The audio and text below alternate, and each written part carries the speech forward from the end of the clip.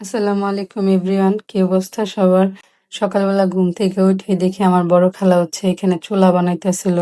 মাশাআল্লাহ, চুলা দুইটা কিন্তু অনেক সুন্দর হয়েছে।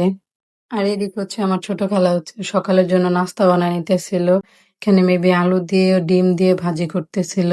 আর আজকে অনেক সকাল সকাল উঠে রান্না বসাই দিছে, কারণ আমি আর রিজান হচ্ছে আজকে সকালে চলে যাব।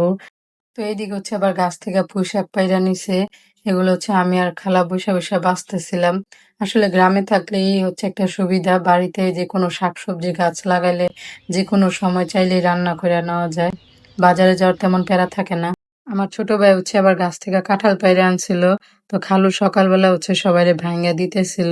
মাশাআল্লাহ, কাঁঠালের কোষগুলো হচ্ছে অনেক বড় বড় হয়। আমার খালাতো বোন আমার দেখাইতেছে যে দেখো কত বড় বড় কোষ হয়। যদিও আমি খাই নাই, যেহেতু সকালবেলা বের হবো এর জন্য। খালা হচ্ছে আবার এদিকে গরুর দুধ কিনা দিয়ে দিতেছিল বাড়ির জন্য। ইজানরে হচ্ছে একটা বাবুর গাড়িতে বসাইছিলাম। আর ও তো গাড়িতে বসে এত খুশি, পরে আর নামতেই চায় নাই। আর যেই বাবুর গাড়ি, ও আর ওরে বসতে দিতে চায় নাই। ওই বাবুও কান্না করতেছে, ওও কান্না করতেছে, কি যে একটা মুশকিল। পরে আমি ইজানের আব্বুরে বললাম যে এইবার যেন আসলে ওর একটা গাড়ি কিনা দেয়া যায়। ও পুরা রাস্তায় হচ্ছে এই গাড়ির জন্য কান্না করে আসছে। তারপর সকালের নাস্তা শেষ করে হচ্ছে বের হয়ে গেছি।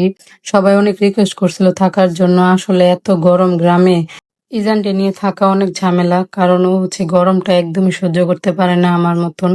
তো এই জন্যই মূলত চলে আসছি, না হলে আর কিছুদিন থাকতাম।